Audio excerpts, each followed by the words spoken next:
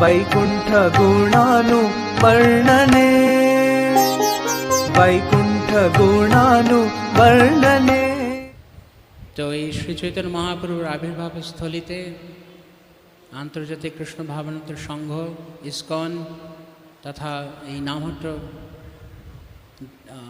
বিভাগের পক্ষ থেকে আপনাদের সকলকে স্বাগতম। আজকে একটি অত্যন্ত বিশেষ দিন। এই নামহট্টের যিনি মূল স্থাপক নিত্যানন্দ প্রভু, শ্রীমান নিত্যানন্দ প্রভুর যিনি অত্যন্ত প্রিয় পার্ষদ শ্রী ভক্তিবিনোদ ঠাকুর মহাশয়, আজকে তার আবির্ভাব তিথি। এবং এই নবদ্বীপ ধামেই নামহট্টের পুনরায় স্থাপনা হয়েছিল। আর আপনারা ভক্তিবিনোদ ঠাকুরের আবির্ভাব তিথিতে নবদ্বীপ ধামে ভক্তিবিনোদ ঠাকুরের কাছে এসে গেছেন, অত্যন্ত ভাগ্যবান। আর আমি যখন শুনছিলাম শ্রীপাদ ভাগবত কীর্তন প্রভু, আমার অন্যতম একজন প্রিয়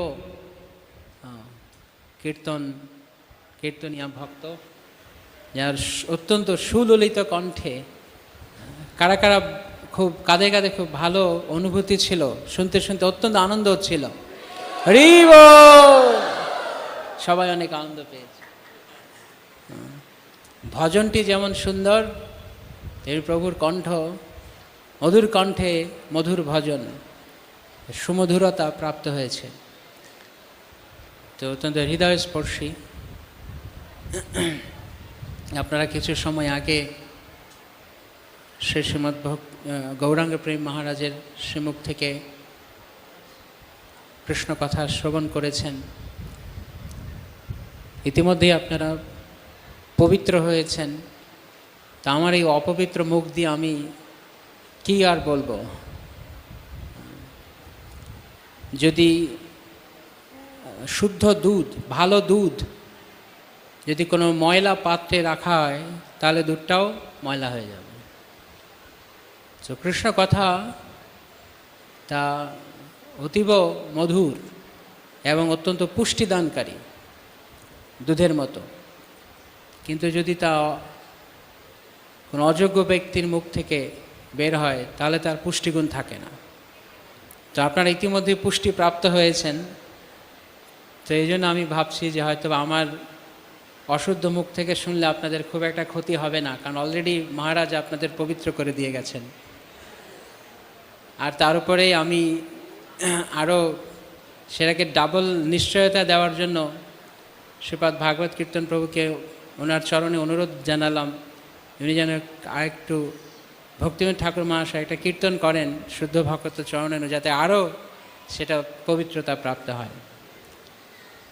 তো এই যে ভজনটি আমরা শুনছিলাম, এটি ভক্তিবিনোদ ঠাকুর তিনি শরণাগতির ওপরে বেশ কয়েকটা ভজন লিখেছেন। আচ্ছা, শরণাগতি মানে কি কে জানেন? কে জানেন শরণাগতি মানে কি? হাত তুলবেন যদি কেউ জানেন শরণাগতি মানে কি। জানেন না কেউ?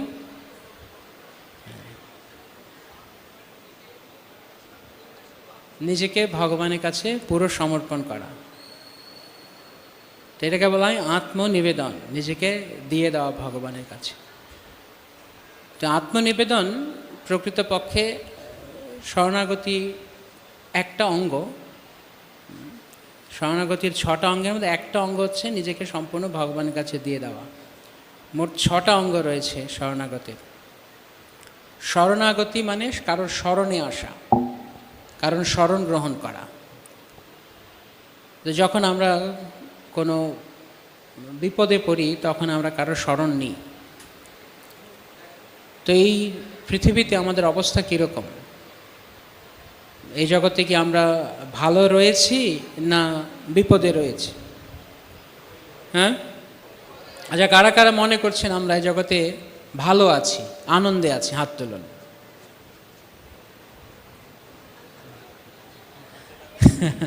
আচ্ছা, কারা কারা মনে করছেন এই জগতে আমরা মহা বিপদে আছি? হ্যাঁ, সাথে হরিবোলটা ভালো, কারণ বিপদ থেকে উদ্ধার হওয়ার জন্য এটাই উপায়। তাহলে অধিকাংশরাই মনে করছেন আমরা মহাবিপদে আছি। প্রত্যেক মুহূর্তে বিপদ। এই সূত্রের শ্রীমদ্ ভাগবতে বলা হচ্ছে পদম পদম ইয়দ বিপদা, প্রতি পদে পদে বিপদ। আমরা মেদিনীপুর থেকে এখানে এসছি, নাও আসতে পারতাম, মাঝপথে কিছু হতে পারত। কৃষ্ণ আমাদেরকে প্রতি মুহূর্তে রক্ষা করছেন। এই যে আমরা প্রতিদিন প্রসাদ গ্রহণ করছি আর মুখে দিচ্ছি, মুখে দেওয়ার পর প্রসাদটা যেই অন্ননালী আছে, অন্ননালী দিয়ে পাকস্থলিতে যাবে, কিন্তু অন্ননালীর সাথে আছে শ্বাসনালী। যদি অন্ননালীতে না ঢুকে একটা অন্নের দানা শ্বাসনালীতে ঢুকে যায় তাহলে কি হবে? শ্বাস বন্ধ হয়ে গেলে শেষ।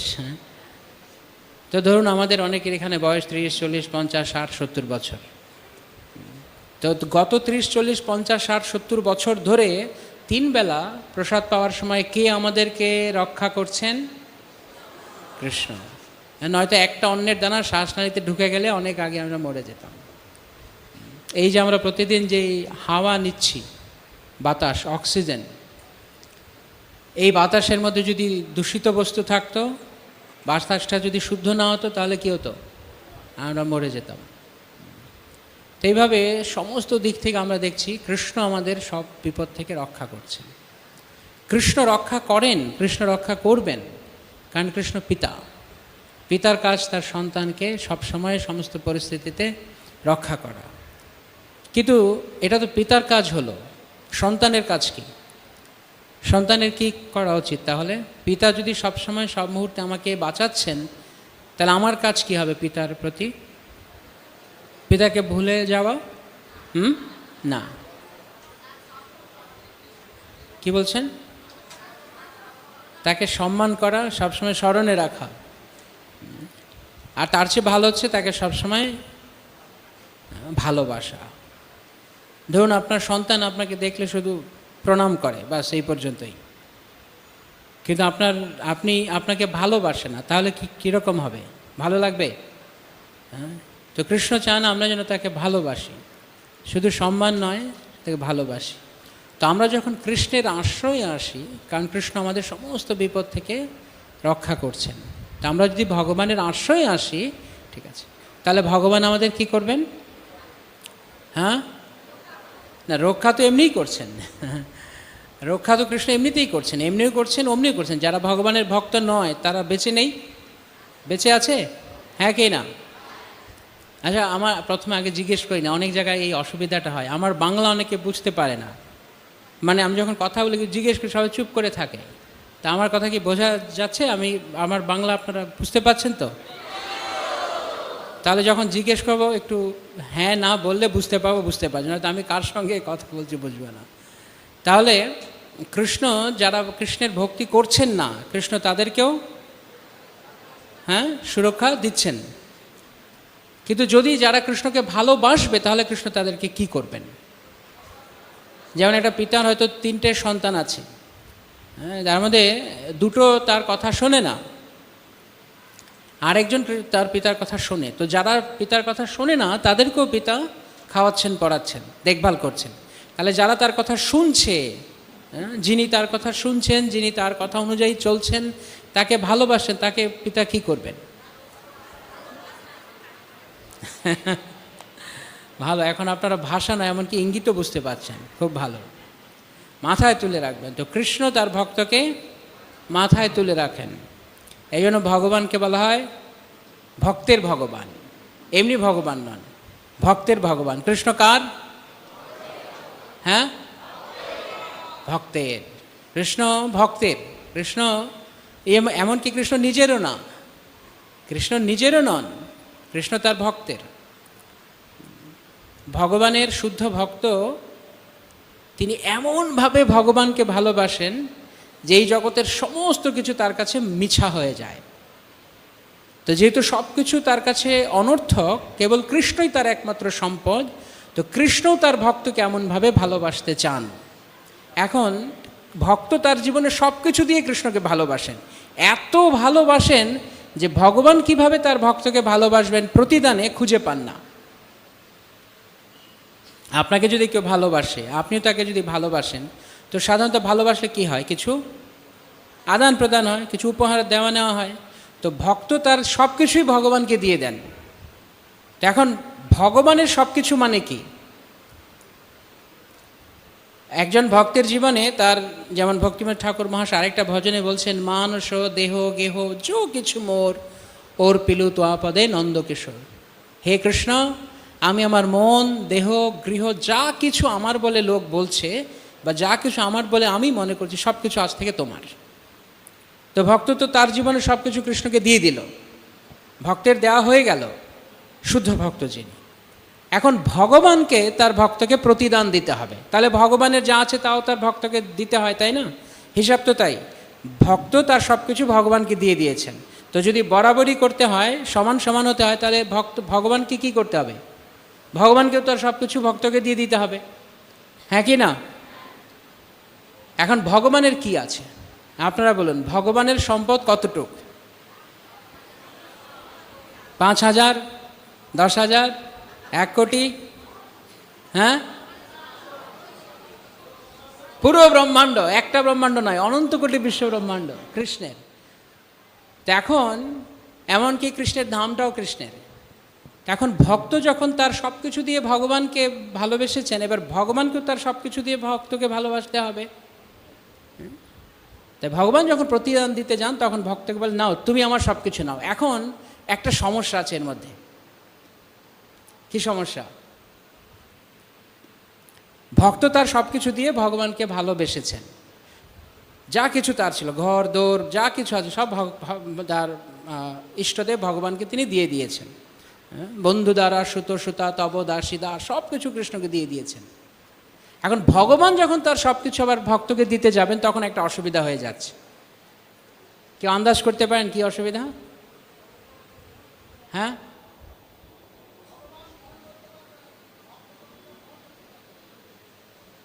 প্রভু বলছেন ভগবান গ্রহণ করতে পারবে যদি ভক্ত সব দিয়ে দেয়, কিন্তু ভগবান যদি দেয়, ভক্ত কিভাবে ধরবে এত কিছু? আচ্ছা, এইটা তো একটা সমস্যা আছে। ভক্ত যখন তার সব কিছু ভগবানকে দিয়ে দেয়, হ্যাঁ এটা ঠিক, ভগবান নিতে পারেন, তার নেওয়ার ক্ষমতা আছে। কিন্তু ভক্ত যে নেবেন ভগবানের কাছ থেকে, কি নেবেন? ভগবান যা দিতে চান, ভগবান যা দেবেন ভক্তকে প্রতিদানে, আপনারাই বললেন কোটি বিশ্বব্রহ্মাণ্ড ওনার। ভক্ত তো কোটি বিশ্বব্রহ্মাণ্ড ছেড়ে ভগবানকে ভালোবাসছে, কোটি বিশ্বব্রহ্মাণ্ডের লোভ ছেড়ে দিয়ে ভগবানকে ভালোবাসে। কোটি বিশ্বব্রহ্মাণ্ডের কোনো কিছু তার দরকার নেই বলে সে ভগবানকে ভালোবাসে। তাহলে কি ভগবান কোটি বিশ্বব্রহ্মাণ্ড দিয়ে ভক্তের ঋণ শোধ করতে পারবেন? হ্যাঁ, বুঝতে পারছেন কি বলছি? আচ্ছা, কারা কারা এটা বুঝতে পারেনি আবার বলবো। কে কে এটা বুঝতে পারেননি এখন যা বললাম? হাত তুলুন। কারা কারা বুঝতে পেরেছেন হাত তুলুন। আচ্ছা, আর যারা হাত তোলেনি তারা হাত তুলুন। আর কি বলছে যে আগে জিজ্ঞেস করছে, আপনারা বাংলা বুঝতে পারছেন আমার না পারছেন? এইমাত্র যে কথাটা বললাম যে ভগবান তার ভক্তের ঋণ শোধ করতে পারেন না, কারণ ভগবান যা দেবেন ভক্তের তার দরকার নেই। এই কথাটা বুঝতে পেরেছেন কে কে? হাত তুলুন। কে কে বুঝতে পেরেছেন? আচ্ছা, তাহলে বাকিরা বুঝতে পারেননি। আচ্ছা, কারা কারা বুঝতে পারেনি হাত তুলুন। এখন আমি বুঝতে পারলাম যে আমাকে হাত তুলতে হবে, তাহলে আপনারা হাত তুলবেন। এইটাই তো মনে হচ্ছে, আমি হাত তুলে হাত তুলছি, নয়তো না। কি অবস্থা! ভক্ত ভগবানকে সব কিছু ছেড়ে দিয়ে তাকে ভালোবাসছেন। এখন ভগবান যখন বিনিময় করবেন, ভগবানকে যা দিতে হবে তা তো অলরেডি ভক্ত ছেড়েই দিয়েছেন, ভক্তের সেগুলো দরকার নেই। তো ভগবান কিভাবে তার ভক্তকে সেগুলো দেবেন? তাই এই সমস্ত জগতের জাগতিক প্রলোভন, লোভ, আশা, আকাঙ্ক্ষা, বাসনা সব ছেড়ে একজন শুদ্ধ ভক্ত ভগবানের কাছে আত্মসমর্পণ করেন। তো এখন ভগবান যদি তার ভক্তকে দিতে যান, উল্টে তো আবার সেই জিনিসগুলোই দিতে হবে যেই জিনিসগুলো উনি ইতিমধ্যে ছেড়েই দিয়েছেন। তাই ভক্তকে ভগবান এই জগতের কিছুই দিতে পারেন না, কিছু দেওয়ার নেই। কারণ যাই দিতে যাবেন, কৃতার্থস্মি বরম ন যাচে, ধ্রুব মহারাজ যেমন বললেন, আমি দরকার নেই তো আমার কিছু, সব কিছু ছেড়েই তোমার কাছে এলাম, সব কিছু যা কিছু ছেড়ে তোমার কাছে এলাম, তুমি যদি আবার উল্টে সেই জিনিসগুলো আমাকে দাও, তাহলে কী লাভ হলো? এ তো বিনিময় হলো না। সেই জন্য ভগবান কি করেন? তার শুদ্ধ ভক্তের কাছে সবচাইতে মূল্যবান বস্তুটি দিয়ে দেন। এখন আপনারা বলুন, জগতের সবচাইতে মূল্যবান বস্তু কি?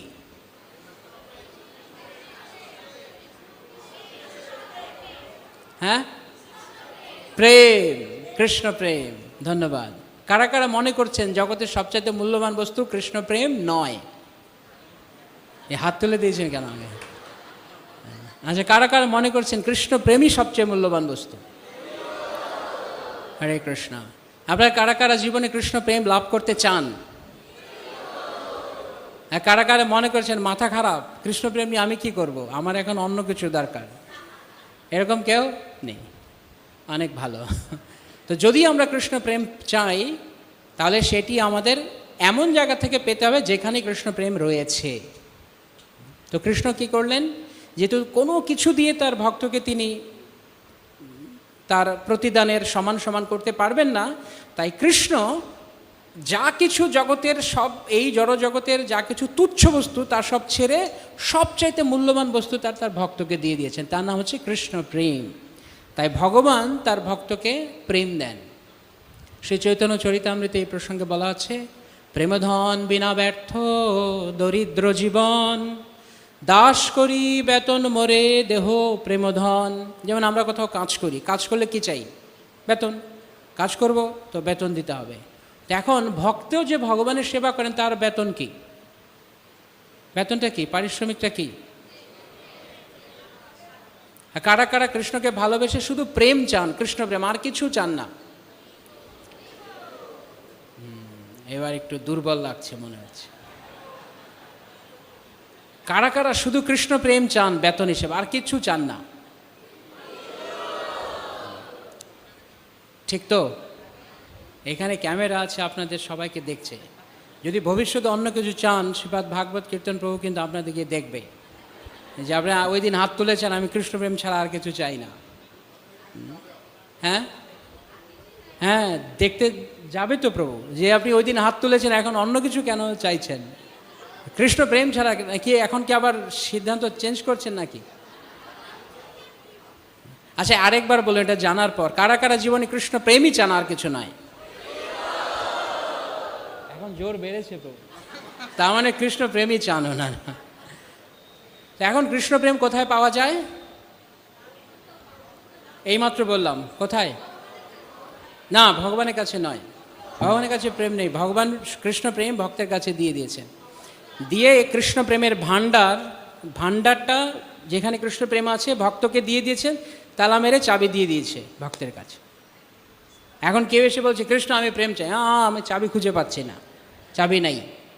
চাবি কোথায়? আমার ভক্তের কাছে। তো কৃষ্ণের কাছে গেলে কৃষ্ণ প্রেম দিতে পারবে না, তার ভক্ত কেবলমাত্র তার চরণে প্রেম দান করতে পারেন। সেই জন্য কৃষ্ণ লীলা বিলাস করার পর তিনি চিন্তা করেছেন, এবার আমাকে ভক্তরূপে আসতে হবে, নয়তো আমি কিভাবে প্রেম দান করব? কৃষ্ণ তো এসে প্রেম দান করেন না। তাই কৃষ্ণ চৈতন্য নাম নে গৌরতিষে নমঃ। তাই কৃষ্ণ চৈতন্য মহাপ্রভু রূপ নিয়ে আসলেন। তিনি শুদ্ধ ভক্ত হয়ে এসে কৃষ্ণ প্রেম জনে জনে জনে জনে জনে বিনামূল্যে দিয়ে দিলেন। আমরা এই কথাটা কতবার শুনেছি না, যে ভগবানের প্রেম পেতে পয়সা লাগে না, বিনামূল্যে আমরা পেতে পারি। কিন্তু একটা কথা মনে রাখতে হবে আমাদের, যে ভগবত প্রেম হয়তো বিনামূল্যে পাওয়া যায়, কিন্তু ভগবত প্রেম সস্তায় পাওয়া যায় না। এরা মাথায় রাখতে হবে। বিনামূল্যে পাওয়া যায় যে সত্যি দরিদ্র, যার সত্যি প্রেমের দরকার, তাকে কৃষ্ণ প্রেম দান করবেন। কিন্তু কেউ যদি মনে করে একটা সস্তা জিনিস, তাহলে সে সারা জীবনের জন্য প্রেম লাভ থেকে বঞ্চিত থাকবে। কোনোদিনও কোনো কিছুর দ্বারা যত ভজন সাধন যাই করুক না কেন, যদি কেউ কৃষ্ণ প্রেমকে সস্তা বস্তু মনে করে, যে যা খুশি তা করবো ভগবত প্রেম পাবো, তার দ্বারা পাওয়া সম্ভব নয়। তাই জন্য একটাই মাত্র উপায় রয়েছে, ভগবানের শুদ্ধ ভক্তের কাছে শরণাগত হওয়া। তো শ্রী চৈতন্য মহাপ্রভু যখন দক্ষিণ ভারত ভ্রমণে গেছিলেন, দক্ষিণ ভারত ভ্রমণে তিনি এক গ্রাম থেকে আরেক গ্রাম, এক গ্রাম থেকে আরেক গ্রাম বৈষ্ণব করতে করতে গিয়েছেন।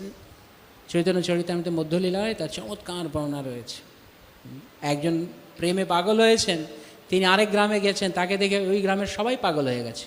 তিনি আরেক গ্রামে গেছেন, তাকে দেখে বাকি সবাই পাগল হয়েছে। এভাবে গ্রামের পরে গ্রাম, নগরের পরে নগর, প্রেমের সব প্লাবন হয়ে গেছে, প্রেমের বন্যা হয়ে গেছে মহাপ্রভুর কারণে। তো শ্রী চৈতন্য মহাপ্রভুর সময় সারা ভারতবর্ষ প্রেমে প্লাবিত হয়ে গিয়েছিল। কিন্তু যখন ভগবান চৈতন্য মহাপ্রভু তার লীলা সমাপ্ত করলেন, তারপর কিছুদিন পর্যন্ত এই প্রেমের বন্যা ছিল। ধীরে ধীরে এই প্রেমের বন্যা আস্তে আস্তে শুকিয়ে যেতে শুরু করেছে, জল নামতে শুরু করেছে। যেমন বন্যার পরে আবার জল একসময় নেমে যায়, আবার খরা হয়। তো মাঝখানে প্রায় 1-150 বছরের মতো এই প্রেমের বন্যার স্পর্শ ছিল না। কেউ ভগবত ভক্তির কথা বুঝতে পারত না, এবং যারা কৃষ্ণ ভক্তি সত্যিকার অর্থে করতে চাইতো লোক তাদেরকে ভাবুক মনে করত।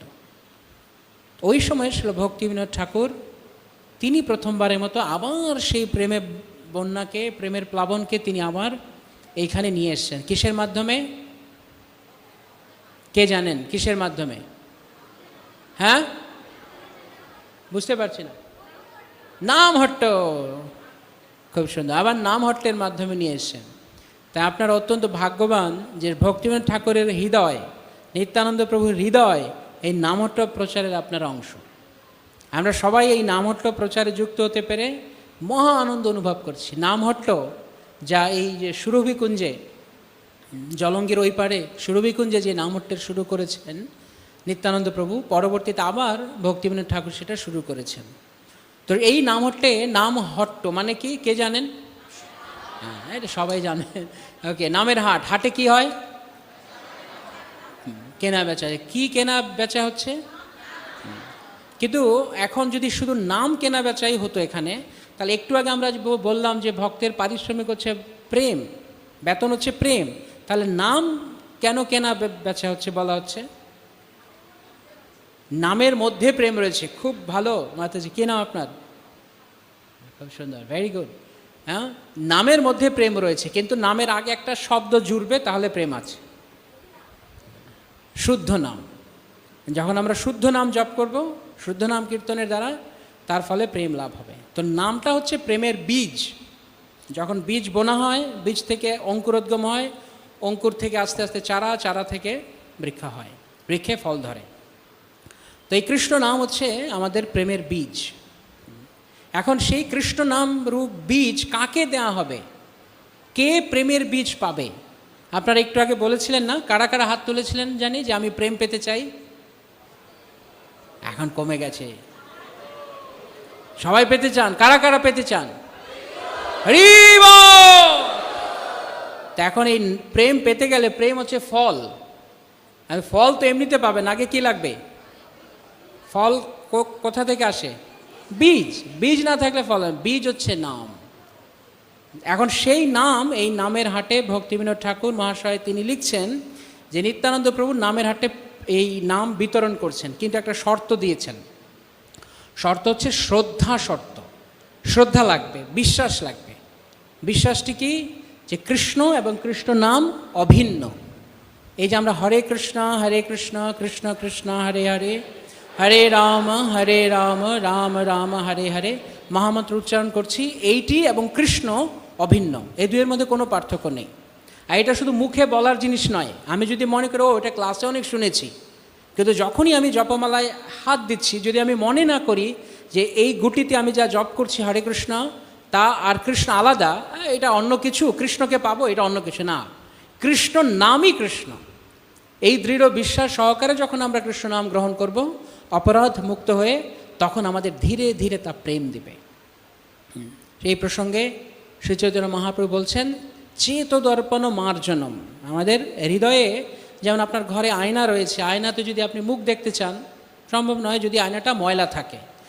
যখনই আয়নাটা ধুলোবালি পড়ে গেছে আমরা মুছে নেব, দেখতে পাবো। এখন একবার টান দিলে কি হবে? কোনো পরিষ্কার হবে অল্প একটু। যদি আপনি ভালো করে পরিষ্কার করবেন তাহলে ভালো করে দেখা যাবে।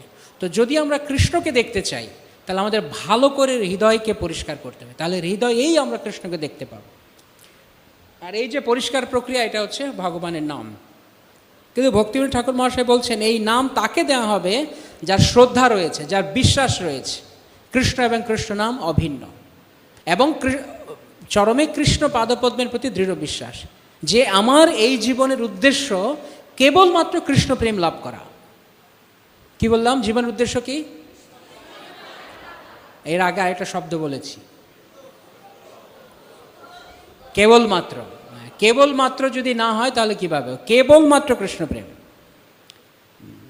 যে আমি যদি জিজ্ঞাসা করি আপনারা কারা কারা মনে করেন আপনাদের জীবনে কৃষ্ণ প্রেম পাওয়া গুরুত্বপূর্ণ? কারা কারা মনে করছেন কৃষ্ণ প্রেম লাভ করা গুরুত্বপূর্ণ? কারা কারা মনে করছেন কৃষ্ণ প্রেম পাওয়া অত্যন্ত গুরুত্বপূর্ণ? আর কারা কারা মনে করছেন কৃষ্ণ প্রেম পাওয়া সবচাইতে গুরুত্বপূর্ণ? কারা কারা মনে করছেন কৃষ্ণ প্রেম পাওয়াই এই জীবনের একমাত্র গুরুত্বপূর্ণ? তাহলে এই চারটে বললাম, তার মধ্যে কোনটা? 1, 2, 3 না 4? কাদের কাদের কাছে মনে হয় কৃষ্ণ প্রেমী জীবনের একমাত্র গুরুত্বপূর্ণ বস্তু, আর কিছু নয়? খুব ভালো। তো যদি আমরা এরকম মানসিকতা রেখে জপ করি যে আমি কেবলই কৃষ্ণ প্রেম চাই, আর কিছু না। যেমন যাদের যাদের দীক্ষা হয়েছে, এখানে দীক্ষা হয়েছে এরকম কারা কারা আছেন? দীক্ষা হয়েছে? ওকে, তো যাদের যাদের দীক্ষা হয়েছে, দীক্ষা আমাদের শেষে একটা প্রশ্ন আসে না, আপনার জীবনের অন্তিম লক্ষ্য কি? চমৎকার, মুখস্থ, কিন্তু বাস্তবে প্রয়োগ কতটা? লিখে দিলাম, বাস্তবে এর লিখলাম অন্তিম লক্ষ্য। অন্তিম লক্ষ্য মানে কি? যেমন ধরুন আপনারা সবাই মেদিনীপুর থেকে বেরিয়েছেন, লক্ষ্য কি? মায়াপুর। কিন্তু আপনি মেদিনীপুর থেকে বেরিয়েছেন, আস্তে আস্তে আপনি ধরুন কোলাঘাট অবধি এসছেন, তারপরে কলকাতায় ঢুকেছেন, দেখে সব ভালো লাগলো, থেকে গেলাম ওইখানেই, হলো? তাহলে লক্ষ্য যেইখানে, সেইখানে না পৌঁছানো পর্যন্ত থামা যাবে না। তো যদি লক্ষ্য হয় মায়াপুর, তাহলে মেদিনীপুর থেকে মায়াপুর অন্য কিছু চোখে পড়তে পারে, চোখে পড়াতে অসুবিধা নেই, চোখে অনেক কিছুই পড়ে, গাড়িতে চলতে ফিরতে অনেক কিছুই ডানে বামে চোখে পড়ে, কিন্তু লক্ষ্য কৃষ্ণ প্রেম, মায়াপুর কৃষ্ণ প্রেম। ঠিক সেরকম জীবনের লক্ষ্য হচ্ছে ভগবত প্রেম। এছাড়া অনেক কিছু দেখতে পারি যখন আমরা ভক্তরা একসঙ্গে আছি বা এখানে আছি, ভক্তরা তো প্রসাদে বসলেন, লাইনে পাশে একজন বসেছে, কি খবর প্রভু, আপনার বাড়ি কি খবর? আমার তো 6 তালা হয়ে গেছে, আপনার কি খবর? আপনারটা হয়নি এখনো? হ্যাঁ হ্যাঁ, তাই তো, আমি তো এই জব করতে করতেই জীবন কাটিয়ে দিলাম, আমার তো জীবনে কিছু হলো না। এটা কি ঠিক হলো? হ্যাঁ ঠিক এটা? প্রভুরা কি মনে করছেন? মাতাজিরা তো বলবেন, ওদের চিন্তা নেই, আপনারা কি বলছেন? কারা কারা মনে করছেন জীবনে একটা 6 তালা না হলে আমার জীবনে কি অর্থ হলো? কারা কারা মনে করছেন কৃষ্ণ প্রেম না পেলে আমার জীবন অনর্থক? কৃষ্ণ দেখছেন, শিল প্রভুপাদ দেখছেন, আপনারা কি বলছেন? খুব ভালো। তো অনেক সময় অনেক ধরনের ভক্তরা অনেক কিছু বলবে, এই লাগবে সেই লাগবে, কিন্তু আপনি কি জানবেন জীবনের অন্তিম লক্ষ্য কৃষ্ণ প্রেম, আর কিছু নয়। ঠিক আছে, যে যা পেতে চাইছে পাক, কে কোন পজিশন নিয়ে নিয়েছে নিক, যে যা হতে চায় হোক, আমার জীবনের লক্ষ্য হচ্ছে কেবল কৃষ্ণ প্রেম। এই সূত্রে শ্রীমদ্ ভাগবতে বলা হচ্ছে, সবই পুংসাম পর ধর্ম যত ভক্তির অধক্ষ, যে অহৈতুকে অপ্রতিহতা ইয় আত্মা সুপ্রসিদ্ধতি। যতক্ষণ না পর্যন্ত ভগবানের শ্রীচরণে আমাদের অহৈতুকী এবং অপ্রতিহতা, অর্থাৎ কোনো কারণ ছাড়া এবং কোনো ধরনের বাধা ছাড়া আমরা ভক্তি অনুষ্ঠান করব, তখনই কেবল আমরা আত্মার প্রসন্নতা লাভ করব। তো এখন অনেক ধরনের লোক অনেক কিছু বলতে পারে, কিন্তু আমাদের জানতে হবে না, আমি কেবলই কৃষ্ণ প্রেম চাই। কারা কারা কেবলই কৃষ্ণ প্রেম চান? এইটা নাম হচ্ছে শ্রদ্ধা। এই শ্রদ্ধা যার রয়েছে তিনি নামের হাটে নাম পাবেন। বাকিরা কি পাবে? হ্যাঁ, আম না, একজন হচ্ছে আম না, কি বলছে? না না, আম পাবে না, আমও পাওয়া যাবে। এই শ্রদ্ধার দ্বারা, এই বিশ্বাসের দ্বারা আপনি শুদ্ধ নাম পাবেন, বাকিরা পাবেন নামের আভাস, নামের আভাস মাত্র, নামের অক্ষর মাত্র, কিন্তু নাম নয়। শুদ্ধ নাম কেবল শ্রদ্ধাবান ব্যক্তি পাবেন। তাই জন্য ভক্তি ঠাকুর মহাশয় লিখছেন, শ্রদ্ধাবান জন হে শ্রদ্ধাবান জন, পাতিয়াছে নামহট্ট জীবের কারণ। তো এই নামহট্টের উদ্দেশ্য হচ্ছে কৃষ্ণ প্রেম লাভ করা।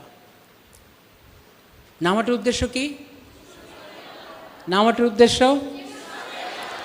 নামহট্টের উদ্দেশ্য, নামহট্টের উদ্দেশ্য, আমার জীবনের উদ্দেশ্য, নামহট্টের উদ্দেশ্য, নামহট্টের উদ্দেশ্য মনে থাকবে?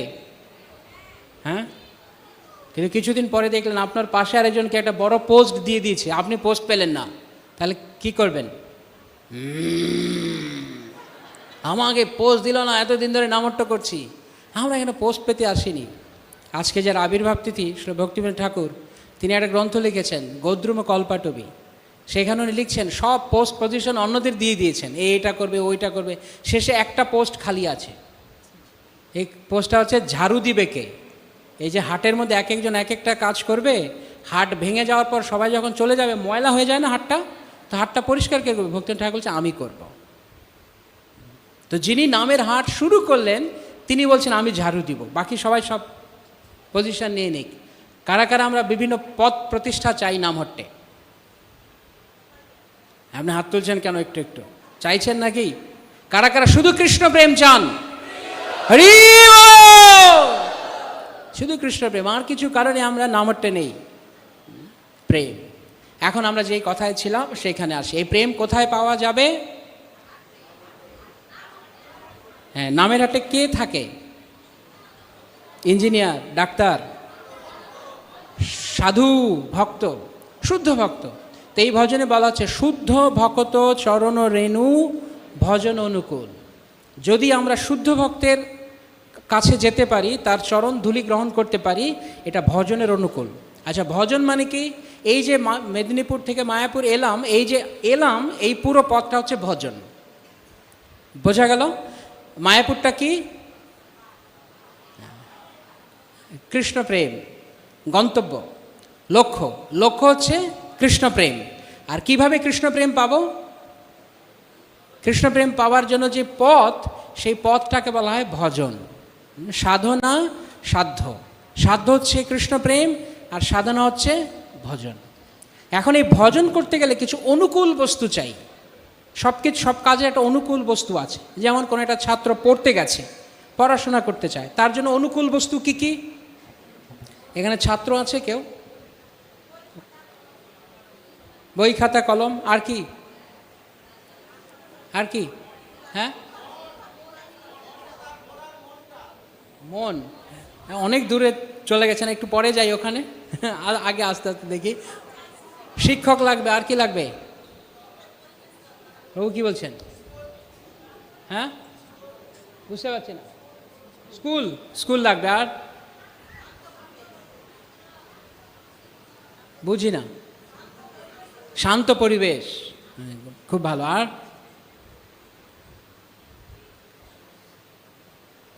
বই খাতা আছে, স্কুল আছে, শান্ত পরিবেশ আছে। কিন্তু যাদের সাথে পড়াশোনা করে বসে, ওগুলো সব লাফাঙ্গা, বদমাস। তাহলে কীরকম হবে?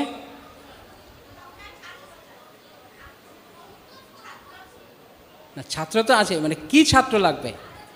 ভালো ছাত্রদের সঙ্গ লাগবে, তাই না?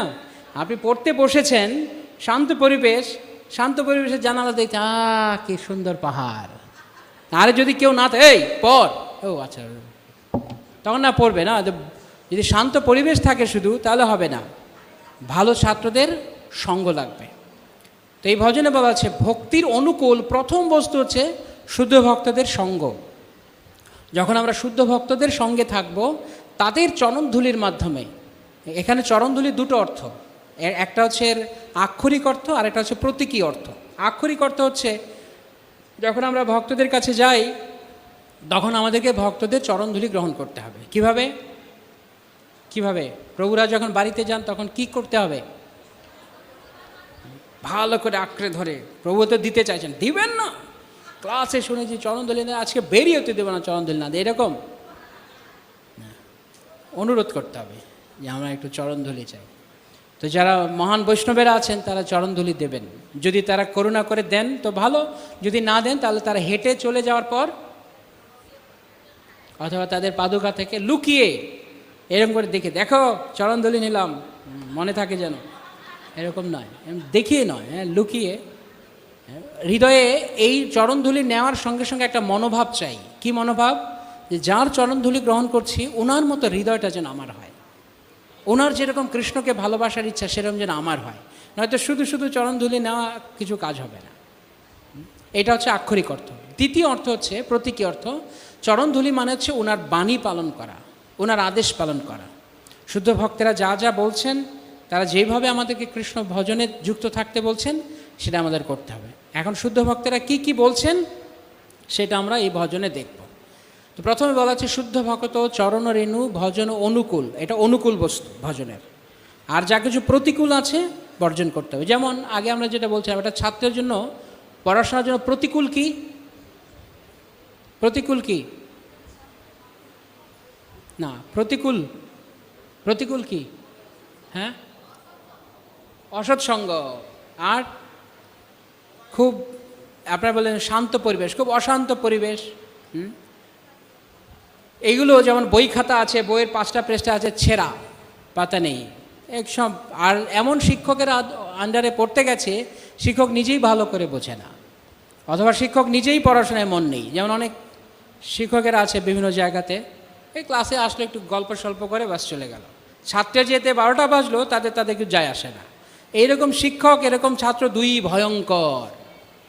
আমরা এমন ছাত্র শিক্ষকের মেলে থাকতে চাই যারা আমাদেরকে পড়াশোনা করতে সাহায্য করে। ঠিক একই রকমভাবে ভগবত ভক্তিতে যারা আমাদের অসৎ সঙ্গ, যারা আমাদের মনকে কৃষ্ণ থেকে সরিয়ে দেবেন, তাদের সঙ্গে আমরা থাকবো না, তাদেরকে আমরা উপেক্ষা করব। আর যত ভালো ভালো ভক্ত আছে তাদের সঙ্গে থাকব, প্রথম। দ্বিতীয়ত কি? ভকত সেবা পরম সিদ্ধি প্রেম লতিকার মূল। ভক্তদের সেবা করা হচ্ছে পরম সিদ্ধি। সিদ্ধি মানে হচ্ছে সাফল্য লাভ করা। তো জীবনে যত সাফল্য আছে, সেই সাফল্য লাভ করার জাগতিকভাবে নয়, পারমার্থিকভাবে সাফল্যের সোপান, সিঁড়ি এবং সাফল্যের গোড়া, দৌড়গোড়া হচ্ছেন ভক্ত সেবা। তাই আমরা যদি ভক্ত সেবায় থাকি, তবে প্রেম লতিকার মূল, যে প্রেম আমরা একটু আগে চাইছিলাম, বেতন প্রেম, সেই প্রেমের মূল হচ্ছে ভক্ত সেবা। ভক্ত সেবার মাধ্যমে আমরা প্রেম লাভ করতে পারি। ভক্ত সেবা মানে আবারও দুটো অর্থ, আক্ষরিক অর্থ, প্রতীকী অর্থ। আক্ষরিক অর্থে ভক্ত সেবা মানে ভক্তদের, তারা গৃহে আসলে তাদেরকে প্রসাদ পাওয়ানো, যত্ন করা, তাদের ঠিকঠাক থাকতে ব্যবস্থা করে দেওয়া, যাতে করে তারা নির্বিঘ্নে হরি ভজন করতে পারেন, বাকি 10 জনকে হরি ভজন, হরি নাম সম্পর্কে শিক্ষা দিতে পারেন। শুধু শুধু আরাম বিলাস, ভোগ বিলাস দেওয়ার জন্য নয়, এর উদ্দেশ্য হচ্ছে তারা যেন নির্বিঘ্নে কৃষ্ণ ভক্তি প্রচার করতে পারে। ভক্ত সেবা প্রথম অর্থ। দ্বিতীয় অর্থ হচ্ছে ভক্তদের প্রসাদ পাওয়ানো, তাদের কিছু প্রয়োজন লাগলে সেগুলো দেওয়া, এটা একটা। আর দ্বিতীয় অর্থ হচ্ছে ভক্তের বাণী পালন করা। সঙ্গ দুই প্রকারের হয়, একটা হচ্ছে বপু সঙ্গ বা দৈহিক সান্নিধ্যে যখন আমরা আসি তখন আমরা যেই সেবা করি সেটাকে বলা হয় বপু সেবা। আরেকটি রয়েছে বাণী সেবা। বাণী সেবা মানে ভক্ত যেখানেই থাকুন না কেন, আমরা তার আদেশ পালন করছি। ঘরে বসে প্রভুরা কি বলে গেছেন, তারা কি কি করতে বলে গেছেন, সেগুলো আমরা করব। এটা নাম হচ্ছে বাণী সেবা। এটা আপনি যে কোনো সময়, যে কোনো জায়গায়, যে কোনো ভক্তের জন্য করতে পারেন। যেমন শ্রীল প্রভুপাদ এখন ওনার শিব বিগ্রহে আছেন, উনি সশরীরে নেই, কিন্তু উনি বিগ্রহে আছেন, কিন্তু আমরা এইখানে বসে শ্রীল প্রভুপাদের আদেশ পালন করতে পারি। তাহলে আমরা কি করলাম? প্রভুপাদের বাণী সেবা। তো এই বাণী সেবা এবং বপু সেবা হচ্ছে ভক্ত সেবা। ভক্ত সেবা পরম সিদ্ধি প্রেমলতিকার মূল। এর মাধ্যমে আমরা প্রেম লাভ করতে পারবো। তারপরে কি বলা আছে? মাধব তিথি ভকতি জননী যতদে পালন করি। মাধব তিথি মানে হ্যাঁ, একাদশী বা অন্যান্য যে বৈষ্ণব ব্রত আছে, ভগবানের আবির্ভাব তিথি মাধব তিথি। যেমন গতকালকে একাদশী ব্রত ছিল, তাহলে মাধব তিথি ভক্তি জননী। এই যে আমরা ভক্তি লাভ করতে চাইছি, ভক্তির জননী। জননী মানে মা, যার থেকে জন্ম হয়। তাহলে ভক্তির জন্ম হয় কোথা থেকে? এই ভগবত আবির্ভাব, ভগবান বা ভগবানের প্রিয় ভক্তদের আবির্ভাব বা ভগবানের ভক্তদের তিরোভাব ইত্যাদি বৈষ্ণব ব্রত পালন করার মাধ্যমে। বৈষ্ণব ব্রত মাধব তিথি। মাধব তিথি মানে ভগবান মাধব, কৃষ্ণ, গোবিন্দ, অচ্যুত, ইনাদের যে তিথি, মহাপ্রভুর তিথি মানে গৌর পূর্ণিমা, নৃসিংহদেবের আবির্ভাব তিথি, নৃসিংহ চতুর্দশী, তারপর কি রয়েছে? রাধা অষ্টমী, তারপর রয়েছে জন্মাষ্টমী, বলরাম পূর্ণিমা ইত্যাদি, রাস পূর্ণিমা ইত্যাদি সমস্ত যে উৎসব, নিত্যানন্দ ত্রয়োদশী, অদ্বৈত সপ্তমী ইত্যাদি হচ্ছে মাধব তিথি। হ্যাঁ, আচ্ছা, দুর্গাপূজা কোন তিথি? দুর্গাপূজা কি তিথি? দুর্গাপূজা কি মাধব তিথি? তাহলে দুর্গাপূজা প্যান্ডেল ঘুরলে কিরম হবে? হা হা হা। তাহলে দুর্গাপূজা ঘুরলে কি ভক্তি লাভ হবে? কারা কারা মনে করছেন দুর্গাপূজার প্যান্ডেলে ঘুরলে প্রেম ভক্তি পাবো? দুর্গাপূজা, লক্ষ্মী পূজা, কালী পূজা, সরস্বতী পূজা, গণেশ পূজা, হ্যাঁ? তাহলে ধুমধাম সহকারে এই পূজা করব না কৃষ্ণ পূজা করব? শ্রী নরোত্তম দাস ঠাকুর মহাশয় বলেছেন 7 বার, 1 বার নয়, 2 বার নয়, 3 বার নয়, 7 বার প্রেম ভক্তি চন্দ্রিকায় বলেছেন সাধু সঙ্গে কৃষ্ণ সেবা না পুজিব দেবী দেবা। কথাটা মনে থাকবে? হ্যাঁ, কার কার এই কথাটা মনে থাকবে যে কেবল কৃষ্ণ পূজা ছাড়া আর কোনো পূজা নয়?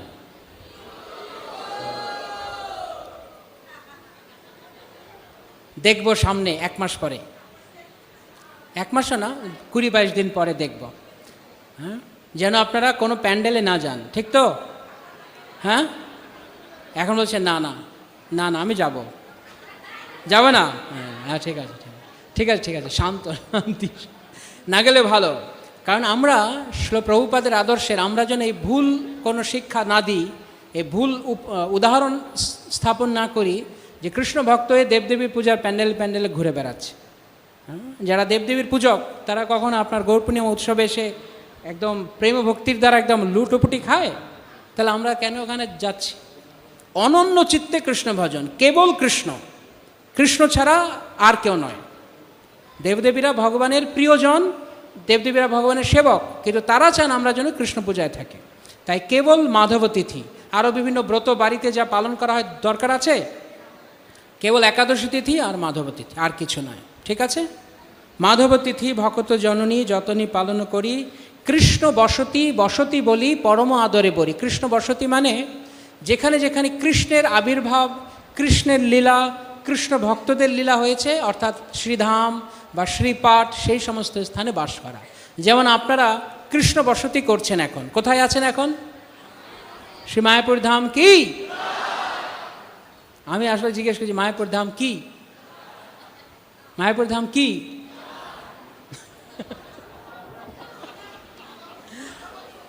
কৃষ্ণ বসতি। মায়াপুর ধাম হচ্ছে কৃষ্ণ বসতি। ধন্যবাদ। মায়াপুর ধাম কি? কৃষ্ণ বসতি। কৃষ্ণ বসতি এইখানে আছেন মানে কৃষ্ণের সঙ্গে বাস করছেন। আবার আপনারা যেখান থেকে এসছেন, মেদিনীপুরে অনেক চৈতন্য মহাপ্রভুর পার্শ্বদের স্থান আছে, তমলুক ইত্যাদি, সেইখানেও কৃষ্ণ বসতি হচ্ছে, ভগবানের ভক্তের বাস হচ্ছে। কৃষ্ণ বসতিরও দুটো অর্থ আছে। কি? কৃষ্ণ বসতি মানে কৃষ্ণ বা কৃষ্ণ ভক্তের সঙ্গে থাকা, আরেকটা হচ্ছে যেখানে থাকি সেইখানেই কৃষ্ণকে নিয়ে থাকা, কৃষ্ণ ভাবনায় থাকা। যদি কৃষ্ণ ভাবনায় না থাকি তাহলে মায়াপুরে থেকেও লাভ কি? হ্যাঁ, মায়াপুরে আসলাম আর মায়াপুরে আসার আগে শুধু ভাবছি কতদিন হয় ভালো খাওয়া দাওয়া হয় না, জম্পেশ একটা খেয়ে আসি মায়াপুর গিয়ে, নাকি? মায়াপুর এর জন্য, কারণ গেটের বাইরে গেলে অনেক কিছু আছে, ডাকছে আয় খোকা আয়, খোকা খুকি আয়, নাকি? না, এখানে এসছি আমরা হরি ভজন করতে। তাই যে 2-1 দিনের জন্য আপনারা এসছেন, একদম পুরো 24 ঘন্টা খাওয়া ঘুম ছেড়ে দিন। এখানে কিছু প্রসাদ অবশ্যই দিচ্ছে, সেটা পান, যতটা সম্ভব কৃষ্ণ ভজন করুন। আমাদের গুরুবর্গ বলেন যদি আমরা মায়াপুর ধামে যে কোনো ভগবত সেবা করি 1000 গুণ বেশি পারমার্থিক স্বীকৃতি লাভ হবে। আপনি মেদিনীপুরে বসে যা পাবেন এখানে 1000 গুণ। মানে ওইখানে যদি আপনি 16 মালা করেন, এখানে কত মালা হচ্ছে? 16,000। ভাবুন, এখানে যা করতে পারেন বেশি। কিন্তু একটু এই 2 দিনের জন্য একটু বাইরে একটু সংযত থাকলে ভালো। মায়াপুর কেবল ভজনের জায়গা, অন্য কিছু নয়। তো এটা হচ্ছে কৃষ্ণ বসতি, যেখানে আমরা থাকবো কৃষ্ণ ভাবনাময় থাকবো। তা আপনি ঘরে ফিরে গেলেও যদি কৃষ্ণ ভাবনাময় থাকেন, সেটাও কৃষ্ণ বসতি। গৌর আমার যেসব স্থানে করিল ভ্রমণের অঙ্গে, সেসব স্থান হেরিব আমি প্রণয়ী ভক্তের সঙ্গে। মহাপ্রভু যেই যে স্থান ভ্রমণ করেছেন, মহাপ্রভু কোথায় কোথায় ভ্রমণ করেছেন? হ্যাঁ, কালিম্পং, দার্জিলিং, তা কোথায়? দীঘা, কোথায়? মহাপ্রভু দীঘা হয়ে গিয়েছেন মনে হয়, আমি জানি না, গিয়েছেন পুরীতে যাওয়ার সময়? জানি না। হ্যাঁ, কাশ্মীর নাকি উটি? হ্যাঁ, মহাপ্রভু যেখানে যেখানে গিয়েছেন, মহাপ্রভু কোথায় গিয়েছেন? শ্রী বৃন্দাবন ধাম, মায়াপুরে ছিলেন, জগন্নাথপুরী, দক্ষিণ ভারতের কিছু কিছু জায়গায় মহাপ্রভু গিয়েছেন। যেইখানে যেইখানে মহাপ্রভু গিয়েছেন সেইখানে কোনো জাগতিক ট্যুরিস্ট স্পট দেখার জন্য আমরা নেই, এটা আমাদের কাজ নয়। গৌর আমার যেসব স্থান করিল ভ্রমণ রঙে, যেখানে যেমন অনেক সময় ভক্তরা আছে তারা এমন কোনো জায়গায় যাওয়ার জন্য মাঝে মধ্যে একবার দুবার আপনি দেখতে গেছেন বিভিন্ন তীর্থধাম, অন্য কথা, কিন্তু অ্যাকচুয়ালি যেইখানে গেলে প্রকৃত অর্থে যেখানে গেলে আপনার কৃষ্ণ ভক্তি বৃদ্ধি পাবে, শুদ্ধ ভক্তেরা বাস করছেন, যেখানে মহাপ্রভু গিয়েছেন সেইখানে গেলে ভালো। নচেত ভারতবর্ষে বহু তীর্থ পুণ্যভূমি আছে, সব দেখার কোনো আবশ্যকতা নেই। যেইখানে যেইখানে গৌরীয় বৈষ্ণবদের তীর্থ সেইখানে গেলেই বাস। সেই সূত্রে শ্রীমদ্ ভাগবতে বলা হচ্ছে, ভবদ্বিধা ভাগবতাস তীর্থভূতা স্বয়ং বিভ তীর্থি কুর্বন্তী তীর্থানি সন্তস্থেন গদাভৃতা। যেখানে ভগবানের শুদ্ধ ভক্তেরা থাকেন তারা একসঙ্গে পরিবৃত হয়ে কৃষ্ণ কথা রস আস্বাদন করেন, কিভাবে ভক্তি জীবনে আমরা আরও সিরিয়াস হতে পারবো সেই বিষয়ে আলোচনা করেন, সেটি হচ্ছে তীর্থস্থান। তাই মায়াপুর, একচক্র, নীলাচল, পুরী, এইগুলো হচ্ছে গৌর আমার যেসব স্থান করিল ভ্রমণ রঙে, এই সমস্ত স্থান। সেইখানে আমরা কিভাবে যাব? সেসব স্থান ফেরিব আমি, দেখতে পাবো আমরা কখন? প্রণয়ী ভক্তের সঙ্গে, যারা প্রেমী ভক্ত ভগবানের, যারা ভগবানকে ভালোবাসেন, যাদের হৃদয়ে প্রেম রয়েছে, যারা শুদ্ধ ভক্ত।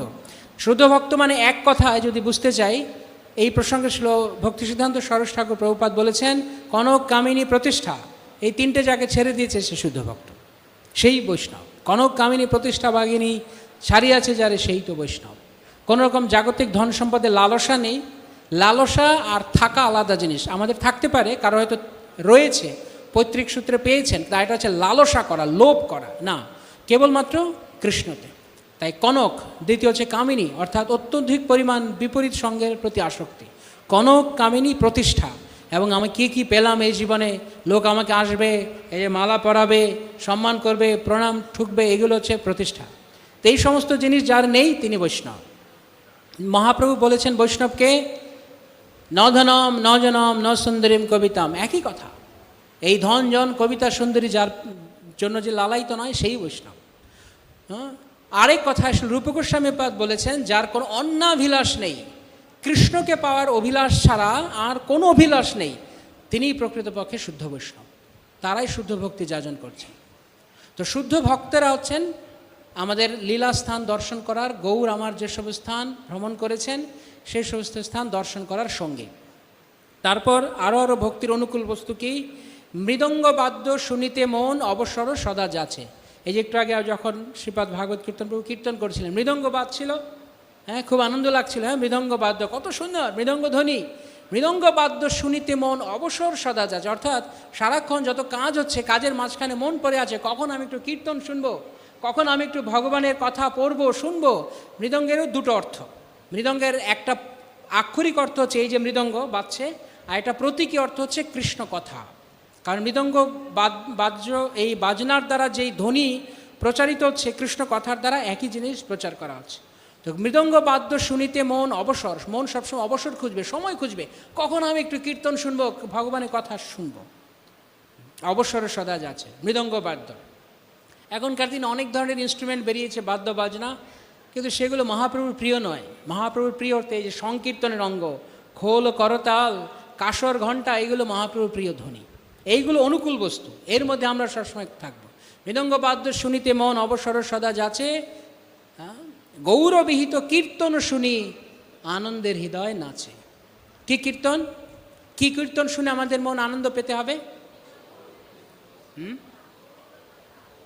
গৌরবিহিত কীর্তন মানে কি? গৌরবিহিত কীর্তন মানে মহাপ্রভু যে সমস্ত কীর্তন করতেন, এবং মহাপ্রভুর যারা অনুমোদিত ভক্তগণ, যারা পূর্বতন আচার্য, তারা যে যে কীর্তন করেছেন সেই কীর্তন, অন্য কোনো কীর্তন নয়। ঠিক আছে, মনে থাকবে এই কথা। হ্যাঁ, যেমন বাইরে অনেক গান পাওয়া যায়, যশোমতী মাইয়া সে পুছে নন্দলালা, রাধা কিউ গরি ম্যাও কিউ কালা, এগুলো কি গৌরবিহিত কীর্তন? সিনেমা গান। তো সিনেমায় অনেক সময় ধর্মীয় গান গাইতে পারে, থ্যাংক ইউ। তো সেই সমস্ত সিনেমা গান আমাদের জন্য নয়। হ্যাঁ, অনেক ধরনের হিন্দি গান এখনকার দিনে বেরিয়েছে, এই ফেসবুক, ইউটিউব খুললেই এই সমস্ত লোক দেখছে, বিভিন্ন রিল বানাচ্ছে, এমনকি ভক্তরাও। কিন্তু শিল প্রভুপাদ আমাদের যেই কীর্তন দিয়ে গেছেন সেই কীর্তন, এই যে এই গ্রন্থটি আছে, এই গ্রন্থতে যেই কীর্তন আছে বা ভক্তিগীতিতে যে কীর্তনগুলো আছে সেইগুলো গৌরবিহিত কীর্তন, পূর্বতন আচার্যদের কীর্তন। কোনো একটা হিন্দি গান বাজলো আর তার সঙ্গে সঙ্গে আমি নাচলাম, এটা গৌরবিহিত কীর্তন নয়। একবার শিল প্রভুপাদ আমেরিকাতে একটা মন্দিরে উনি উপরতলায় ছিলেন, তো নিচতলায় কিছু ভক্তেরা সন্ধেবেলায় নৃসিংহ আরতি গাইছে। তা গাইতে গাইতে শেষে গাইছে, কেশব ধৃত নরহরি রূপ জয় জগদীশ হরে, ওম জয় জগদীশ হরে, স্বামী জয় জগদীশ হরে। ঠিক আছে, চলবে? Very good. প্রভুপাদ তখন ঠিক এই কে কীর্তন গাইছে ডাকো, তো ডেকেছে উপরে এসে, বলছে এই ওম জয় জগদীশ স্বামী জয় জগদীশ কোথায় পেলে? যে প্রভুপাদ বৃন্দাবনে গেছিলাম, ওখানে গায়। প্রভুপাদ বলছে আমি গাই না, আমাদের কোনো আচার্য। গানটা কি? কেশব ধৃত নরহরি রূপ জয় জগদীশ হরে। কোনো কিছু যোগ বিয়োগ করা যাবে না। আসলে প্রভুপাদ যেমনভাবে দিয়েছেন সেরকমভাবে, আচার্যগণ যেইভাবে দিয়েছেন সেইভাবে। তাই কীর্তনের মধ্যে ইচ্ছা মতো কোনো কিছু জুড়ে দেওয়া অথবা যেই সমস্ত গান অনুমোদিত নয়, আপনি হয়তো ইউটিউব খুলে দেখতে পারেন যে মিলিয়ন মিলিয়ন লোক তা দেখছে, লাখো লাখো লোক তা দেখছে, ইস্কনেরই ভক্ত গাইছে, নাচছে, কিন্তু সেগুলো দেখবেন সেগুলো আমাদের গ্রন্থে আছে। যদি নেই তাহলে যত ভালো গান হোক আমরা তাদেরকে প্রণাম জানাই সেই গানকে। কেবল গৌরবিহিত কীর্তন, যেমন শিল প্রভুপাদ বলেছেন মায়াপুর ধাম একটা কীর্তন সবসময় হতে হবে, সব কীর্তনের সঙ্গে এটা যেন থাকে। কি? হরি হরয়ে নম কৃষ্ণ যাদবায় নম, হরি হরয়ে নম কৃষ্ণ যাদবায় নম, গোপাল গোবিন্দ রাম শ্রী মধুসূদন। এটা যেন থাকবে সব কীর্তনে। একটা আছে হরি হরে নম কৃষ্ণ যাদবায় নম, যাদবায়, সেটা হচ্ছে নরোত্তম দাস ঠাকুর মহাশয়ের নাম সংকীর্তন। কিন্তু মহাপ্রভু এই কীর্তনটা প্রতিদিন মায়াপুরে করতেন। করবেন আপনারা? হরি হরয়ে নম কৃষ্ণ যাদবায় নম,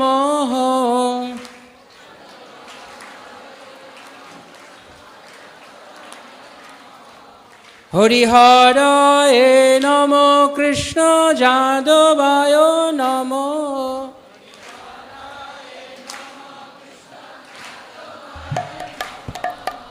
গোপাল গোবিন্দ রাম শ্রী মধুসূদন।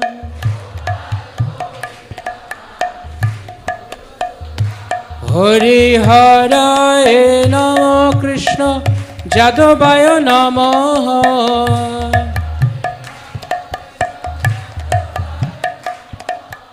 গোপাল গোবিন্দ রাম শ্রী মধুসূদন।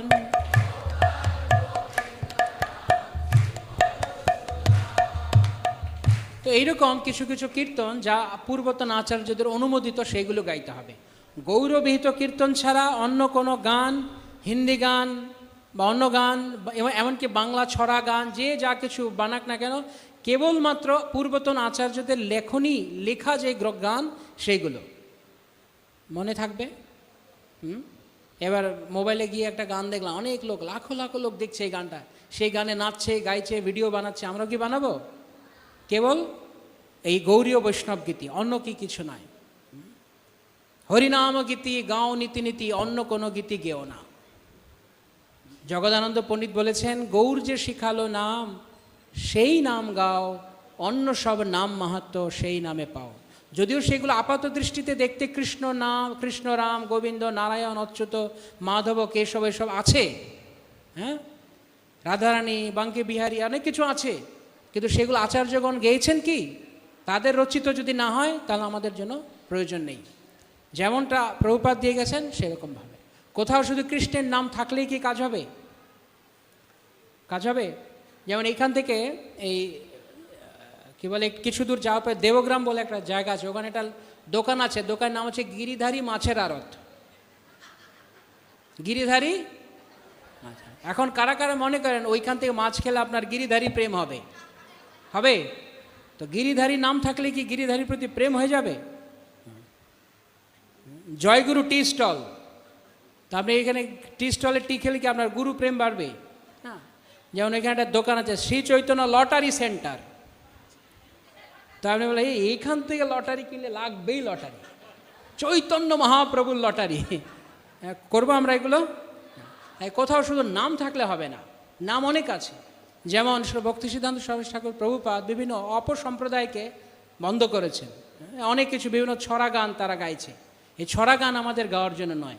নিতাই গৌর, অমুক তমুক অনেক নাম দিয়ে তারা গাইছে। কেবলমাত্র যেই সমস্ত কীর্তন পঞ্চতত্ত্ব হরিকৃষ্ণ মহামন্ত্র আচার্যগণ দিয়েছেন সেই সমস্ত ভজন আমরা গাইব, যা এই গ্রন্থে আছে। কত কত ভজন প্রভুরা গাইছেন, হ্যাঁ, প্রভুরা আছেন, কত সুন্দর ভজন, সেইগুলো গান। কেন অন্য কোনো গীতি? গৌরবিহিত কীর্তন শুনি আনন্দের হৃদয় নাচেন। আর যারা ভক্ত তাদের গৌরবিহিত কীর্তন না যেগুলো, সেগুলো শুনলে ভাল লাগে না, কারণ এগুলো মহাপ্রভু অনুমোদিত নয়, আচার্যগণ অনুমোদিত নয়। ঠিক আছে? তারপর কি বলা আছে? যুগল মূর্তি দেখিয়া মোর পরম আনন্দ হয়, প্রসাদ সেবা করিতে হয় সকল প্রপঞ্চ জয়। যুগল মূর্তি মানে কে? শ্রী শ্রী রাধা কৃষ্ণ। রাধা কৃষ্ণের, শ্রী শ্রী রাধা গোবিন্দের বিগ্রহ দেখলে পরম আনন্দ হবে, পরম আনন্দ হয়। প্রসাদ সেবা করিতে হয় সকল প্রপঞ্চ জয়। ভগবানের প্রসাদ গ্রহণ করতে করতে কি জয় হবে? মায়া জয় হবে। প্রপঞ্চ মানে মায়া। এই যে মায়া শক্তির কারণে আমরা কৃষ্ণকে ভুলে আছি, সেই মায়া জয় হয়ে যাবে ভগবানের প্রসাদ গ্রহণ করতে হবে। তাই সেই প্রসাদটি কেমন প্রসাদ হতে হবে? তারপরে বলা হচ্ছে, একটু পরেই বলা আছে, গৌরপ্রিয় শাক সেবনে জীবন সার্থক মানি। প্রসাদটা কেমন প্রসাদ হতে হবে? শাক, একটু শাক একটু অন্ন। কারা কারা শুধু শাক আর অন্নতেই খুশি? প্রভু দেখে রাখুন, কালকের মিল শাক অন্ন। খুশি? হ্যাঁ খুশি? হরি বল। ভালো তো, শুধু শাক অন্ন, কোনো ব্যাপার নেই। অনেক প্রকারের শাক, মহাপ্রভুর শাক পছন্দ। তাই যত, বিশেষ করে নালিতা শাক, হ্যাঁ, পাট শাকে মহাপ্রভু শ্রী গুরু মহারাজ একটা গ্রন্থে লিখেছেন, পাট শাকে কৃষ্ণ প্রেম লাভ হয়। তো যদি আপনি শাক পাবেন, গৌরপ্রিয় শাক সেবনে। কিন্তু এখনকার দিনে আমরা কী করছি? শাক, বিশেষ করে এখনকার প্রজন্ম শাক শাক শাক পকেটে রাখে না মাথায় দেয়। শাক কি বস্তু? শাক চেনে না। এখন যা আছে সব এই যে বিভিন্ন নাম আমি উচ্চারণ করতে চাই না, সেগুলো আধুনিক সমস্ত খাবার দাবার বেরিয়েছে। এগুলো গৌরপ্রিয় শাক সেবনে, যত শাক। হ্যাঁ, একবার শ্রীমান মহাপ্রভু নীলাচলে, যেখানে টোটা গোপীনাথ মন্দির রয়েছে, সেই টোটাতে গদাধর পণ্ডিত থাকতেন। একটু তেঁতুল পাতা গাছ থেকে পেরেছেন, একটু শাক আর অন্ন, শালি ধানের অন্ন নিয়ে গেছিলেন নিত্যানন্দ প্রভু। তা দিয়ে তিনজনে মিলে মহোৎসব হয়েছে, শাক অন্নের মহোৎসব। তা আমরা এত দূর থেকে এসেছি, এখন আমাদের শুধু শাক অন্ন দিলে পরের বার কয়জন খুঁজে পাবো জানি না আমরা। সেই জন্য প্রভুরা বেশি প্রসাদ দিচ্ছেন, কিন্তু যা দিচ্ছেন নামটের প্রসাদ সব সাত্ত্বিক। এই সাত্ত্বিক প্রসাদ পেয়ে জীবনকে সাত্ত্বিক রাখুন। এরকম অনেক ধরনের রান্নাবান্নার আইটেম দেখবেন আজকালকার দিনে। যদি সারাদিন শুধু আপনি রান্নাবান্না নিয়ে আইটেম নিয়ে পড়ে থাকেন, ভজন কখন করবেন? হ্যাঁ, হরিনাম হরি কথা কখন হবে? তাই সব রকমারি বিভিন্ন ইংলিশ আইটেম, অত বেশি এগুলো মহাপ্রভুর প্রিয় নয়। মহাপ্রভুর প্রিয় আইটেম কি, কোথা থেকে আমরা জানতে পারবো? ভক্তি বিনোদ ঠাকুর লিখে গেছেন, তাই না? কি? শুকতা শাকাদি ভাজি নালিতা কুষ্মাণ্ড, ডালি ডালনা দুগ্ধ তুম্বি দধি মোছা খণ্ড, মুদ্গ বড়া মাস বড়া রুটিকা ঘৃতান্ন। এইগুলো হচ্ছে মহাপ্রভুর প্রিয় আইটেম। তাই এখনকার দিন আধুনিক এসব সংস্থা, যেহেতু অনেক পাশ্চাত্য দেশীয় ভক্তরা আছেন, তাই তারাও ওগুলো পছন্দ করেন, কারণ ওটা তাদের খাবার। কিন্তু আমাদের এই গৌরীয় বৈষ্ণব থেকে আমাদের সেদিকে যাওয়ার দরকার নেই। আমরা এইখানকার, আমরা মহাপ্রভুর প্রিয় আইটেমে আমরা আছি, গৌরপ্রিয় শাক সেবনে। তো এগুলো হচ্ছে ভক্তি অনুকূল প্রসাদ। তারপরে বলা হচ্ছে, যেদিনও গৃহে ভজন দেখি গৃহেতে গোলক ভাই, চরণ সিধু দেখিয়া গঙ্গা সুখ নাহি সীমা পায়। যেদিন ঘরে ভজন হবে, কৃষ্ণ ভজন হবে, সেদিন অনেক আনন্দ। সেদিন কেন আনন্দ? গোলক বৃন্দাবন। গোলক বৃন্দাবনে কি হয়? কে জানে গোলক বৃন্দাবনে কি হয়? ভজন হয়। তার মানে ওনারা এসছে নিশ্চয়ই গোলক বৃন্দাবন থেকে, ঘুরে এসছে। গোলক বৃন্দাবনে ভজন হয়। ভজন কি? কৃষ্ণ ভজন মানে কি? একজন আচার্য তিনি বলছেন, ভক্তিযোগ ভক্তিযোগ ভক্তি যোগধন, ভক্তি এই কৃষ্ণ বলি স্মরণ ক্রন্দন। ভক্তি মানে ভগবানকে স্মরণ করা, ভগবানকে ভেবে ক্রন্দন করা, কৃষ্ণ নাম রূপ গুণ লীলা ইত্যাদির মধ্যে মগ্ন থাকা, এটাই ভজন। এরই ভজন। সারা দিন রাত নিরন্তর হরিনাম জপ, সময় পেলেই ভগবানের নাম জপ, সময় পেলেই কৃষ্ণ কথা, সময় পেলেই ভক্তদের সঙ্গে কৃষ্ণ কথার আলোচনা, শুদ্ধ ভক্তের কি লক্ষণ? শ্রীল প্রভুপাদ লিখছেন ভগবদ্গীতার তাৎপর্যে, মৎচিত্তা মদ্গত প্রাণা বোধয়ন্ত পরস্পরম। এই শ্লোকের তাৎপর্যে প্রভুপাদ লিখছেন, শুদ্ধ ভক্ত দিনের মধ্যে 24 ঘন্টায় ভগবানের নাম কীর্তনে ব্যস্ত। তাই কৃষ্ণ কথা শুনুন, কৃষ্ণ কথা বলুন, কৃষ্ণ নাম শুনুন, কৃষ্ণ নাম অন্যকে উপদেশ করুন। এইটাই হরিভজন, খুব সহজ ব্যাপার। তো এটা এইভাবে যদি আমরা ভজন করি তাহলে গৃহতেই গোলক বৃন্দাবন। চরণ সিধু দেখিয়া গঙ্গা সুখ নাই সীমা পায়। যদি যখনই আমরা গঙ্গা দর্শন করব তখন আমাদের কাকে স্মরণ করতে হবে, কি স্মরণ করতে হবে? কৃষ্ণ স্মরণ। কারণ এই যে গঙ্গা দেবী প্রবাহিত, গঙ্গাকে, গঙ্গা হচ্ছেন ভগবানের চরণ ধুয়ে আসা জল। এই যে বামনদেব, যে কালকে যার আবির্ভাব তিথি ছিল, এই বামনদেব তিনি যখন বলি মহারাজের কাছে দান গ্রহণ করছেন, ওপরে চরণ দিয়েছেন, আর সেখান থেকে গঙ্গা দেবী তিনি ওপর থেকে প্রবাহিত হয়েছে। তাই গঙ্গা ভগবানের চরণ ধুয়ে এসছে। তাই যে চরণ সিধু, চরণ অমৃত। তাই আমরা যারা মন্দিরে গিয়ে অনেক সময় ঠেলাঠেলি লাগে, চরণ অমৃত শেষ, কোনো অসুবিধা নেই, গঙ্গায় চলে যান। গঙ্গাতে কি আছে? পুরো গঙ্গা নদী চরণামৃত, যত খুশি পান। তো গঙ্গা দেখলে আনন্দ। তুলসী দেখি জোড়ায় প্রাণ, মাধব তোষণী জানি। মাধব তোষণী মানে যিনি মাধব, ভগবান মাধব বা কৃষ্ণকে যিনি আনন্দ দেন, তিনি কে? তুলসী মহারানী। তাই তুলসী মহারানী দেখলে আমরা আনন্দ পাই যে তুলসী মহারানী আছেন এখানে, উনি ভগবানের প্রিয়জন। ভক্তি বিনোদ কৃষ্ণ ভজনে অনুকূল পায় যাহা, প্রতি দিবসে পরম সুখে স্বীকার করে তাহা। তো এইভাবে ভক্তিবিনোদ ঠাকুর মহাশয় বলছেন, ভক্তের কাজ হচ্ছে প্রতিদিন যা কিছুর দ্বারা আমাদের জীবন অনুকূল হবে, কৃষ্ণ ভজন অনুকূল, আমরা শুধু সেগুলো গ্রহণ করব। আরেকটা ভজনে তিনি বলছেন, ভক্তি বিনোদ নাহি জানে ধর্মা ধর্ম, ভক্তি অনুকূল হও তার সব কর্ম। মানে আমাদের কি করতে হবে, আমাদের কি না করতে হবে আমরা জানি না, কিন্তু আমাদের কী করতে হবে? এমন কিছু করতে হবে যা কিছু দ্বারা কৃষ্ণ অনুকূল হয়। এই ভজনে আমরা যা যা পড়লাম এগুলো ভক্তি অনুকূল বস্তু। এরকম আরও ভক্তি অনুকূল বস্তু যেগুলো আছে সেইগুলিতে আমরা যদি থাকি তাহলে আমরা ওই যে কৃষ্ণ প্রেম, শুদ্ধ ভক্তের কাছ থেকে কৃষ্ণ প্রেম লাভ করতে পারব। কিন্তু যদি আমরা অনুকূল বস্তুতে না থাকি, শুদ্ধ ভক্ত আমার ঘরে বারবার আসলেও, আমার সামনে বারবার আসলেও কোনো কাজ হবে না, আমাকে অনুকূল বস্তু করতে হবে। তো এই শিক্ষা শ্রী ভক্তিবিনোদ ঠাকুর মহাশয় দিয়েছেন। আমরা আজকে ওনার আবির্ভাব তিথিতে এই শিক্ষা আলোচনা হলো।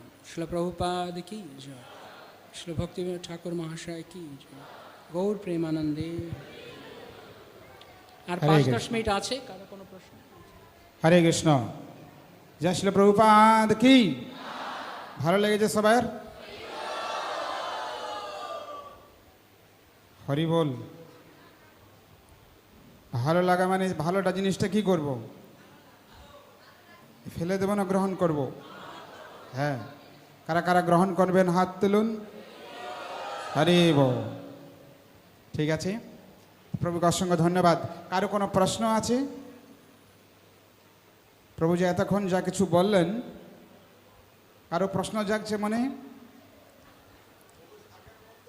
একজন হাত তুলেছে। প্রশ্ন থাকলে বলুন, সামনে এগিয়ে আসুন। একটা কর্ডলেস দেবেন। শাক খেতে নাই, শাক খাওয়ার যে কথা বললেন সেখানে কলমি শাক, এটা বলছে কি খেতে নাই নাকি খাওয়া যাবে কিনা প্রশ্ন। আমাদের গুরুবর্গ বলেন এই শাকটা খাওয়া যায় না।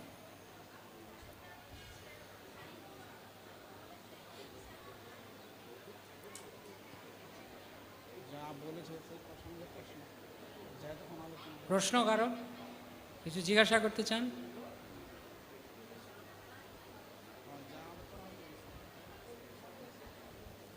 প্রভু কি প্রশ্ন?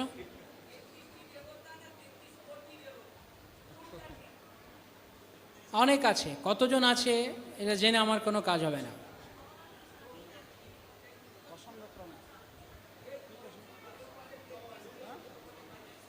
আরে ধরুন 33 কোটি না 33 দেবতা আছে, এটা জানলে কি হবে? আমার পারমার্থিক উন্নতিতে এটা কি কাজ লাগবে? কৃষ্ণকে জানলেই হবে, প্রভু বলেছেন। হরে কৃষ্ণ, প্রণাম। ছটা শরণাগতি কি কি সেইটা একটু। ও আচ্ছা, আমি ভুলে গেছি বলতে এটা। হরে কৃষ্ণ, বসে যান, একটু পরে আরতি শুরু হবে, আর 5 মিনিট। 6 প্রকারে যে শরণাগতির অঙ্গগুলো আছে 6টা অঙ্গের মধ্যে প্রথমটা হচ্ছে ভক্তির অনুকূল কার্য স্বীকার। এই যে ভক্তির অনুকূল আমরা যা পড়লাম, এটা প্রথম কাজ, যা কিছু ভক্তির অনুকূল তা করব। 2 নাম্বার, ভক্তির প্রতিকূল যা তা বর্জন করা। 3 নাম্বার, কৃষ্ণ আমাকে অবশ্যই রক্ষা করবেন এই বিশ্বাস করা, অবশ্য রক্ষিবে কৃষ্ণ বিশ্বাস পালন। 4 নাম্বার, কৃষ্ণ আমার পালনকর্তা, কৃষ্ণ আমাকে পালন করবেন, উনি আমার পালক, আমি ওনার পোষ্য। 4, 5, দৈন্য, নিজেকে সবচাইতে হীন নীচ বলে মনে করা, আমার মতো মূর্খ, আমার মতো কুলাঙ্গার, আমার মতো নীচ আর কেউ নেই। 6 নাম্বার, আত্মনিবেদন, অর্থাৎ আমি আমার সর্বস্ব দিয়ে ভগবানের সেবায় নিজেকে উৎসর্গ করব। এই 6টা হচ্ছে স্বর্ণাবতার। গোপ্তা, গোপ্তৃত্ব মানে গোপ্তা, কৃষ্ণ যে গোপ্তা, এই স্বভাবটাকে বলা হচ্ছে গোপ্তৃত্বে, গোপ্তৃত্বে বরণ, কৃষ্ণকে গোপ্তা রূপে বরণ, এটাকে বলা হচ্ছে গোপ্তৃত্বে বরণ। গোপ্তৃত্ব হচ্ছে গুণ, গোপ্তা হচ্ছে নাম, আর গোপ্তৃত্ব হচ্ছে তার গুণ। যেমন ভগবান ভগবত্তা, সাধু সাধুতা বা সাধুত্ব, তেমনি গোপ্তা গোপ্তৃত্ব। আর কোনো প্রশ্ন? ঠিক আছে, সবাইকে অনেক ধন্যবাদ। শ্রী প্রভুপাদ কি জয়, জয়। ভক্তবৃন্দ কি জয় পূজ্যপাদ মণিগোপাল প্রভু কি।